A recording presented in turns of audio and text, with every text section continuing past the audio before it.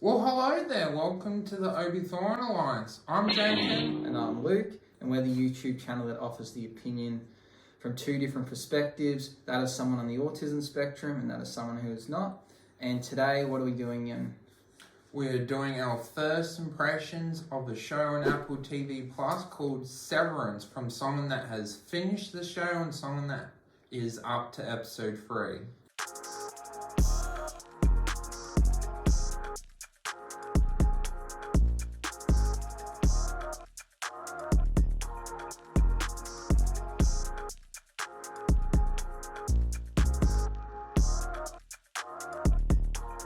Yeah, so this is a show that Jacob's highly recommended to me to watch.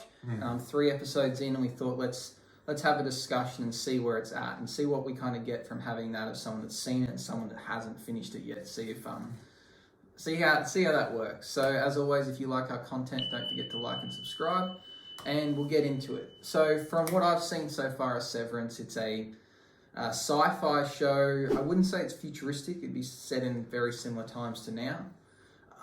It focuses around a company called Lumens. It's not quite sure what they do currently, but they're a very weird cult-like company. And some of their employees can get an operation called a severance, which implies that they get something in their brain that's irreversible, and when they get this done, for some reason, when they cross the barrier and enter into their workplace, they no longer remember anything about their outside life. So that way they completely focus on their work and they're not distracted by what happens outside. Because of that, also in their workplace, they are unable to see outside elements. They don't know what floor they're on. They don't really know what the weather's like. They kind of know nothing. And then when they leave, suddenly something clicks over, and then they don't remember at all what happened at work, and they're back to at home. So some people choose to do this for different reasons, maybe to have a break from reality and, go to work and not have to think about their personal life, or some people might need it to focus on work. It's not really sure. So in the first few episodes, we see Mark, played by Adam Scott. He becomes the boss of his department because his old colleague has disappeared. He's quit, and they don't really explain why, and they don't want him to know why. He can't make contact with him because when he leaves his work, he doesn't remember what his friend looks like. He doesn't know anything about his friend.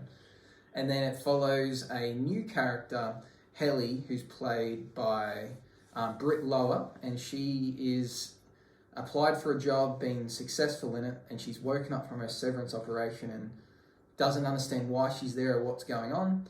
They explain to her that she's got this new job, and they show her a recording of herself in the out before the operation, saying that she's chosen to do this out of her own will. If she's scared and thinks that she's been abducted or whatever, that's not the case. She's done it herself.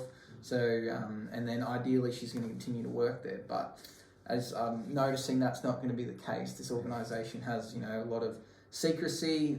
I don't know yet exactly what they do, and she clearly doesn't want to work there. But what do you do when you leave your workplace? You don't remember that you dislike it, and they have lots of rules and barriers in place to prevent communication between your work self and normal self. So that's what I know about it so far. Jacobs obviously probably wants to tell me a bit more about it, but he's not going to spoil it for me or for anyone else out there. No, don't want to be that sort of person.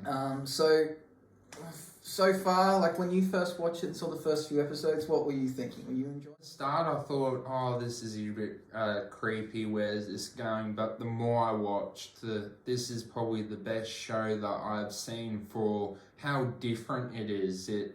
Whoever came up with this in their brain deserves a writer award for how ingenious the concept is. This is unlike any other show that I think I've seen, and I think it deserves brownie points for that, with how the direction has gone, with keeping the audience guessing and then giving them little nuggets each episode by keeping them watching and then leaving more because there's a season 2. So yeah, it definitely gets you guessing. I'm 3 episodes in and still learning something new every episode, but still feel like I'm a long way away from discovering it all.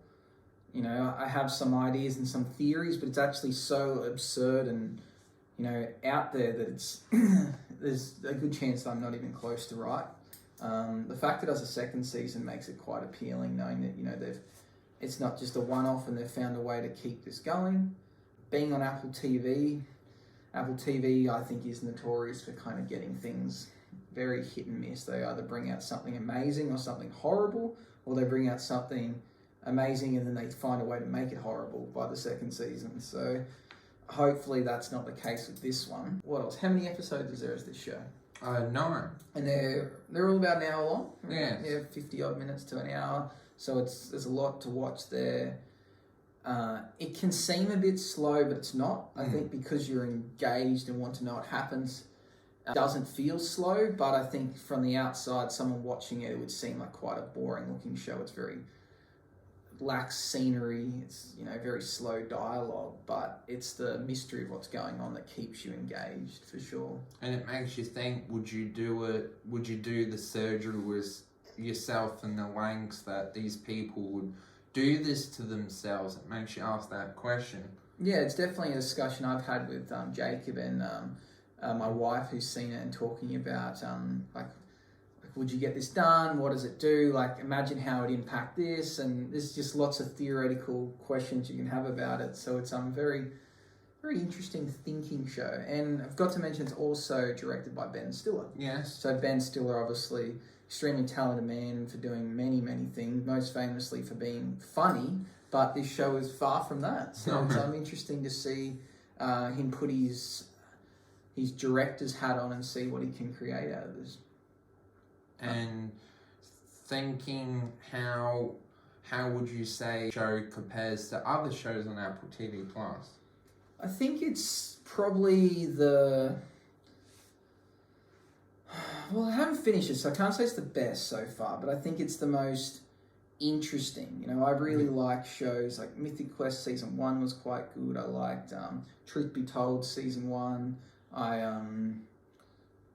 Big fan of the Morning Wars. So Apple TV has had some great shows, but this is by far the most interesting of the kind of thriller or sci-fi genre so far. I have attempted one or two others that are on there, and I found them quite hard to watch and didn't finish them. So this one so far is doing quite well, and Apple TV's building and building constantly. So it's good signs to them, especially getting repeated seasons. And it's definitely been worth your time. I know it was definitely worth my time, and it definitely has a gripping ending that makes you want season 2. Yeah, well, I'm liking it so far. Been worth the journey. It's it's just with hour-long episodes. That's a positive. You get a lot of content, but it also means it takes longer to watch it. So it's taken me a bit longer to get through this series than most, but I'm working my way through it and looking forward to finishing it off. And the acting quality is quite amazing as well with their performance. I think that's very good quality. Yeah, I think they do have good acting choices. Their casting was great. I think the way they portray these personalities, specifically within The Office, is quite cool. And I guess at the moment I'm torn up between whether the main character, whether I see him as someone that I like or someone I dislike, because he does some favourable things towards helping out his colleagues, but then sometimes he, wants to do right by his company. So it's I don't know where that's going to go. So that's probably the tussle I fight with Mark's character. And they all each have their different theories of what they are each working on? Yeah, so it's a very interesting job where they're basically on a computer, and it's a set of numbers. It basically looks like a completed game of Sudoku almost. And they're looking for scary numbers, and they don't really know how to explain it, but they just said, when you see it, you'll know it, and then they've got to delete that from the data set, and it's unsure as to yet what they are exactly doing, but they're looking for scary numbers. And they've each got theories about what they think they are doing. I won't ruin that, you can find that yourself, but they're very interesting, and I don't know which one is correct, if any. So final thoughts? Yeah, I'm really enjoying it so far, 3 episodes in. I'm looking forward to continuing with it. It's just finding the time at the moment, so I'll keep working towards it. Yep, and I've already finished it, and I'm already looking forward to season 2. Yeah, so when I finish this one, finish the season, we'll do a end of season review and see if my see if I like it more so than I do now. At the moment, you know, I'm thinking quality. It's very high. Like, you know, percentage wise, 80 to 90% so far. So let's see if it can finish there by the time that I watch it all. Yeah, we'll see what happens. Well, thank you for watching. We are the Obi Thorn Alliance. Like and subscribe. See you in the next video. If you like this one, click the one at the end. Bye-bye.